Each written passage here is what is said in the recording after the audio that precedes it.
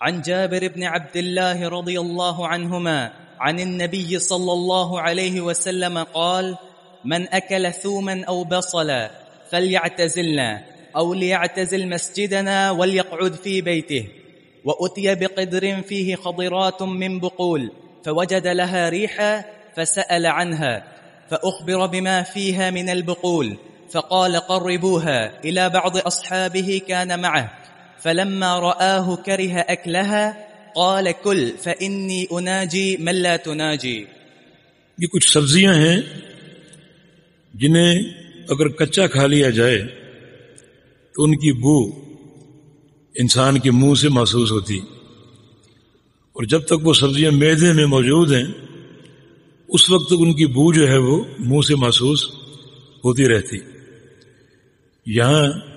اس حدیث کا موضوع یہ ہے، اس قسم کی سبزیاں اگر کسی نے کھا لی ہوں تو اس کا مسجد میں آنے کا کیا حکم؟ اس کا مسجد میں آنا جائز نہیں. وہ سمجھ رہا ہے کہ میرے منہ سے بو آ رہی ہے، محسوس ہو رہی ہے، تو اس کا مسجد میں آنا جائز نہیں. ایک تو یہ مسجد کے تقدس اور اس کی نظافت کے تقاضوں کے خلاف ہے. دوسرا یہ بدبو اگر پھیلے گی تو نمازیوں کو تکلیف ہوگی. اور تیسرا ملائکہ فرشتے جو مساجد اور اس قسم کے مقامات پر بکثرت موجود ہوتے ہیں اور انہیں بدبو سے سخت نفرت، تو وہ متنفر ہوں گے. تو ان تمام امور کے پیش نظر شریعت نے ان سبزیوں کو کچا کھانے والے کو مسجد میں آنے سے منع فرما دی. ہاں اگر کھانا ضروری ہو تو ان کو پکا کر ان کی بو کو مار دیا جائے. جب ان کو پکا لیا جائے تو ان کی بو مر جاتی ہے اور ختم ہو جاتی ہے، پھر آنے میں کوئی حرج نہیں. لیکن اگر مسجد میں آنا مقصود نہ ہو، یعنی مسجد میں آنے میں وقت ہو، تو ان سبزیوں کو کھایا جا سکتا. کچھ لوگ ان کی حرمت کے قائل، لیکن یہ حرام نہیں. مسند احمد میں حدیث ہے، صحابہ نے نبی علیہ السلام سے عرض کیا: فحرمہما یا رسول اللہ، یا رسول اللہ علیہ وسلم، ان سبزیوں کو آپ حرام قرار دے دیجیے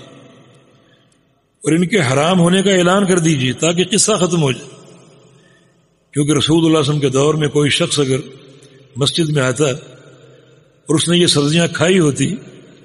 تو آپ کا آرڈر تھا کہ اس کو مسجد سے نکال دو. صرف دروازے سے باہر نہیں بلکہ بقیع تک چھوڑ کر آؤ، جو قبرستان مدینے کا، وہاں تک چھوڑ کر اور وہاں تک پہنچا کر.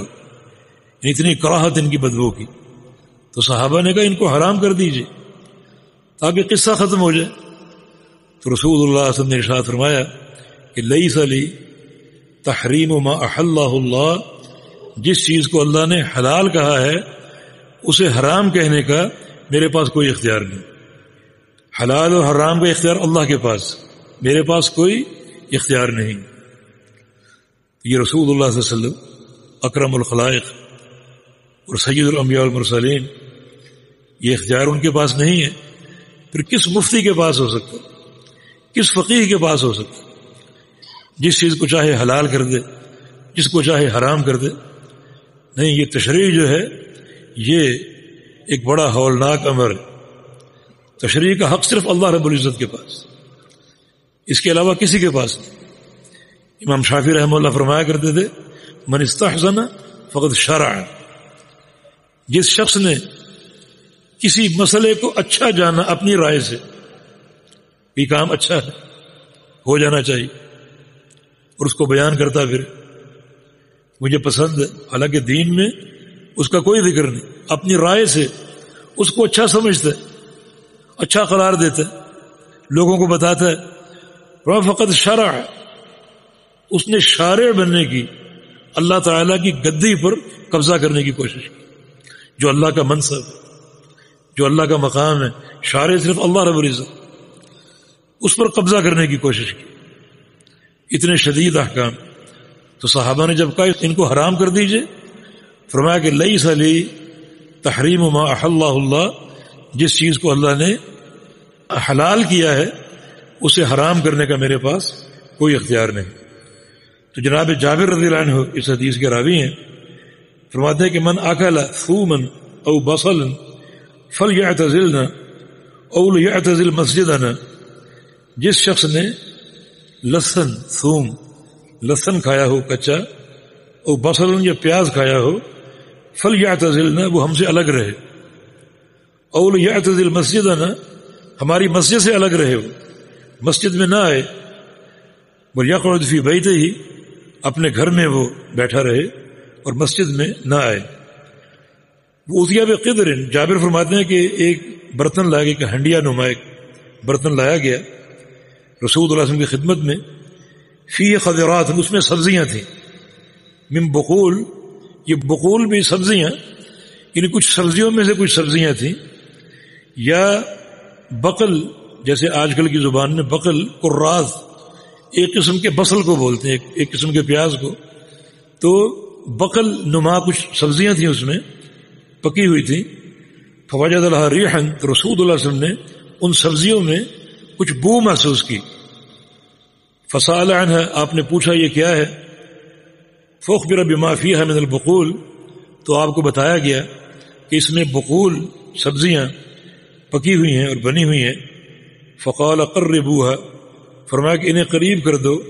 الی بعض اصحابہ، ایک صحابی وہاں اور موجود تھا، اس کے قریب کر دو، وہ کھا لے، کان معہ،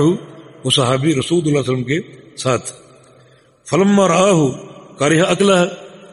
اس صحابی نے یہ سوچا کہ میرے پیغمبر نہیں کھا رہے تو میں کیوں کھاؤں، جب رسول اللہ علیہ وسلم کو اس سے کراہت ہے تو میں بھی اس سے کراہت جو ہے وہ کروں گا، تو رسول اللہ علیہ وسلم نے فرمایا کل، تم کھا لو، فإنی اناجی من لا تناجی، اس لیے کہ میں سرگوشی کرتا ہوں اس شخصیت کے ساتھ، اس ہستی کے ساتھ جس کے ساتھ تم نہیں کرتے، اشارہ جبریل امین علیہ الصلوۃ والسلام کی طرف، وہ میرے پاس وحی لے کر آتے ہیں،